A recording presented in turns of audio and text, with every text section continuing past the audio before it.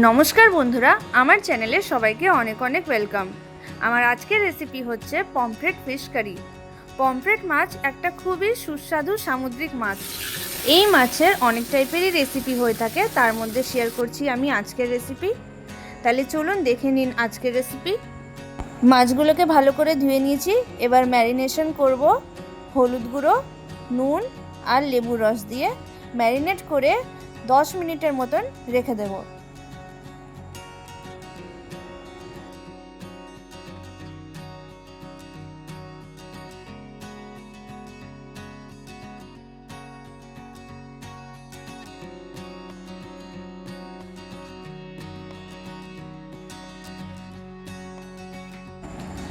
এখানে দুটো মিডিয়াম সাইজের আলু কেটে নিচ্ছি।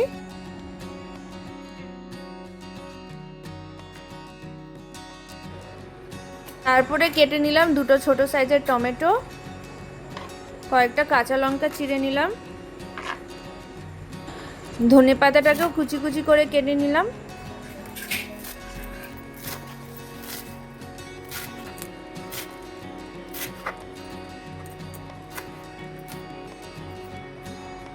এবার মশলা তৈরি করে নেব। নিয়ে নিয়েছিলাম 1 চামচ মতন আদা পেস্ট, 1.5 চামচ মতন হলুদ গুঁড়ো, 1.5 চামচ মতন জিরা গুঁড়ো, 1.5 চামচ মতন লঙ্কা গুঁড়ো আর 1.5 চামচ মতন নুন নিয়ে একটু জল দিয়ে মশলাটাকে ভালো করে মিক্স করে রেখে দিয়েছি।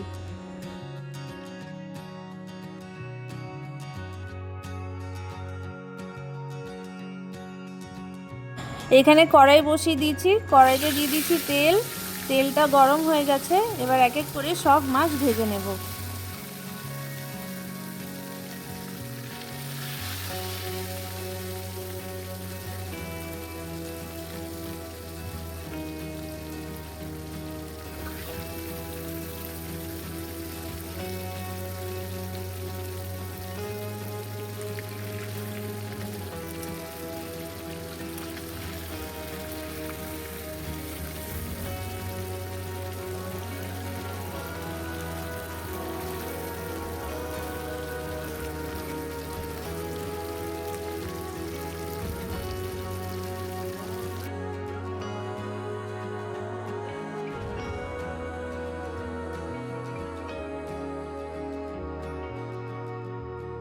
মাছগুলো ভালোভাবে ভাজা হয়ে গেছে। এবার একটা পাত্রে উঠিয়ে নেব।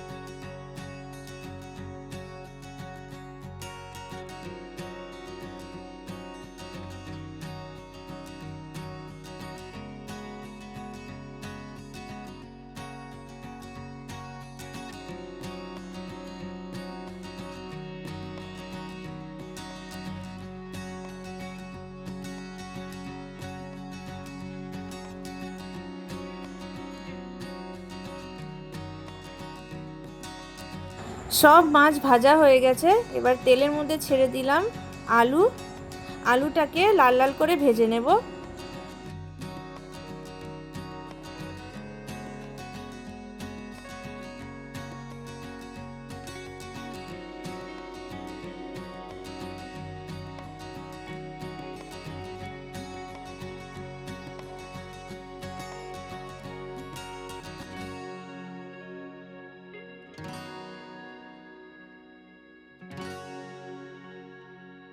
আলুটা ভাজা হয়ে গেছে। এবার আলুটাকে উঠিয়ে নেব।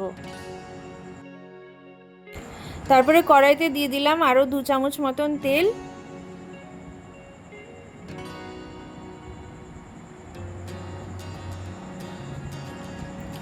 তেলটা গরম হয়ে গেছে। এবার দিয়ে দেব কালো জিরে ফোড়ন।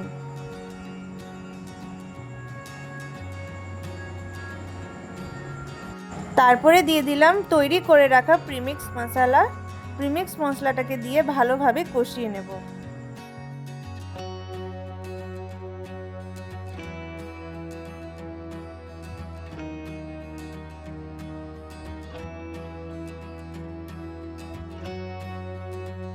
মশলাটা অনেকটা কষে গেছে, এবার দিয়ে দিলাম কাঁচা লঙ্কা আর টমেটো কুচি, দিয়ে আবার ভালো করে কষিয়ে নেব।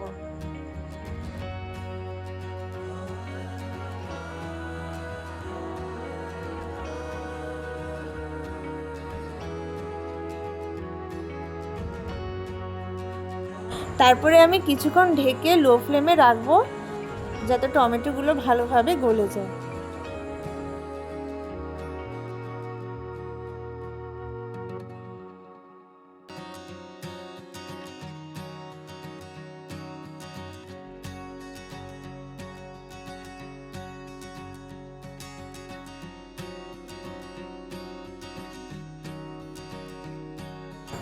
মশলাটা ভালোভাবে কষানো হয়ে গেছে, মশলার থেকে তেল ছেড়ে দিয়েছে। এবারে দিয়ে দেব ভেজে রাখা আলু, দিয়ে ভালো করে সব কিছু মিক্স করে নেব।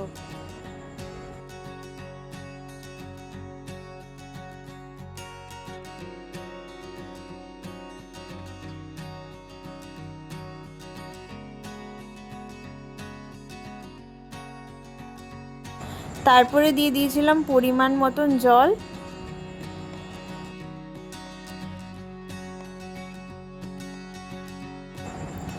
ঝোলটা ভালোভাবে ফুটছে, এবার ঢেকে কমিয়ে ফুটিয়ে নেব।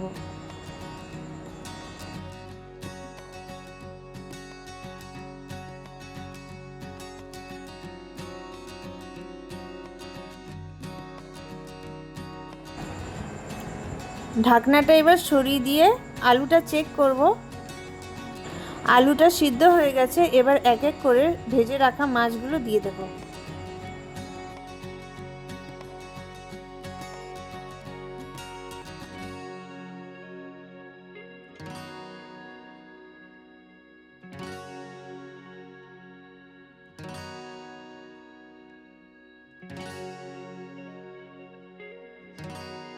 সব মাছগুলোকে অ্যাড করে তারপরে উপর থেকে দিয়ে দেব ধনেপাতা কুচি, দিয়ে আবার কিছুক্ষণ ঢেকে কমিয়ে ফুটিয়ে নেব।